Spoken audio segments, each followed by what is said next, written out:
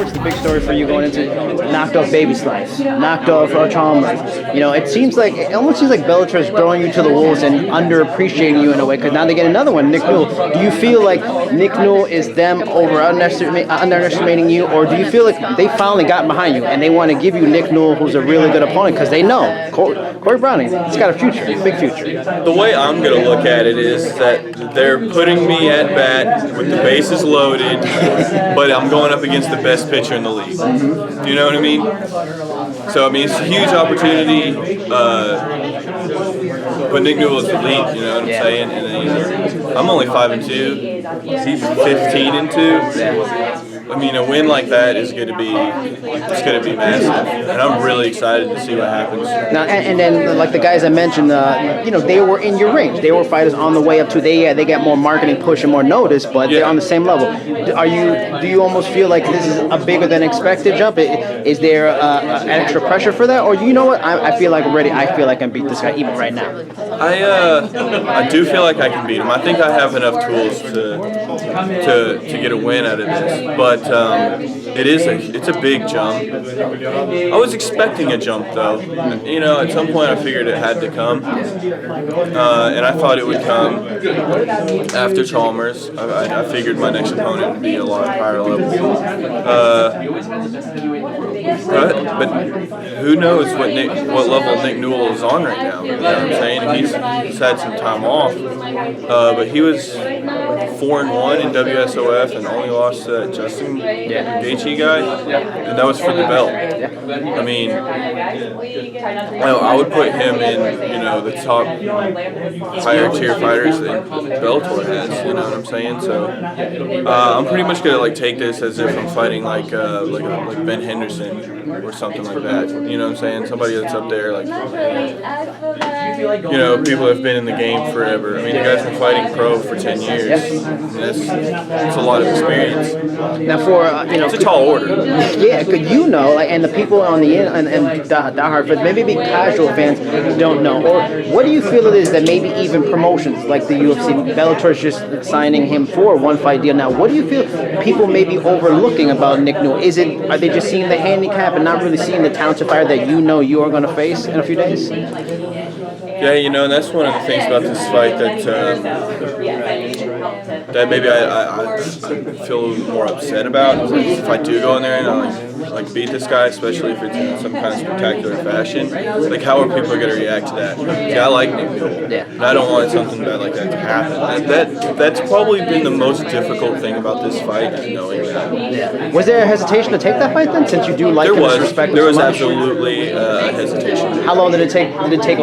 Give me a day. It was like a day. I mean, it was the same day that I found out about it that I ended up taking it. But I mean, the Bellator, they understand. They know what's going on.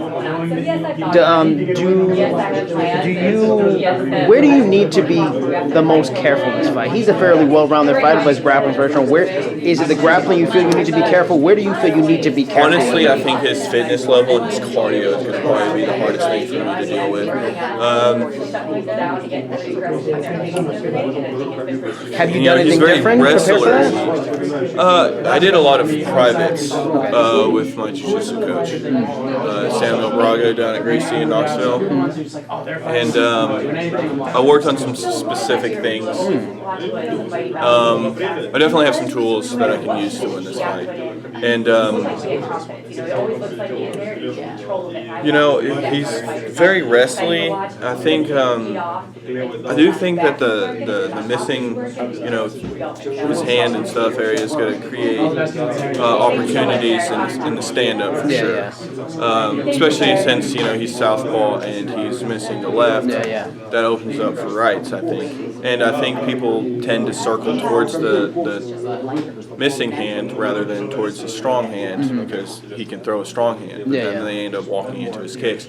I'm I'm going to try and do the opposite. Now Bellator is because they have to build a roster, build a future. They're not as depthful, say, as UFC. It's about the future stars. They got a lot of future stars. They got the Fab Five wrestlers. They got Jordan Young. Do you feel this win needs to put you in that class? If you're not in that class already, you could be in that class right now. But do you feel this win kind of puts you in the class of the elite future stars that are should be on the main card, maybe into top 5 contention within the next couple of years?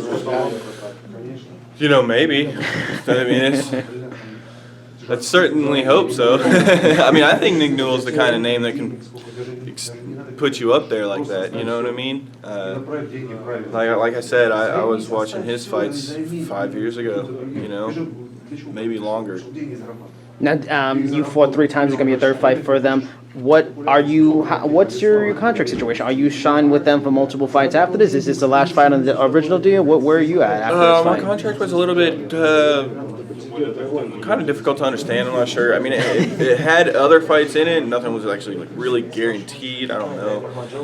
If I beat Nick Newell, I don't think there's a chance they're not going to sign me to like a multi-fight, like a more traditional multi-fight contract. You know what I'm saying? I mean, they definitely had like my pay scale for the next fights. If I win this, I'll go to this. Kind of thing. And I talked to him about it, and even worst case scenario, I lose this fight, I'll probably still fight here. Yeah, so you're still good to go, still in Bellator after this fight. Okay. Which would have to be, obviously I'd have to go out and do something amazing in that one. Yeah. It's a lot better to just win this one, and just get the stock raised. Yeah. And apologize to Newell after. All I have to do.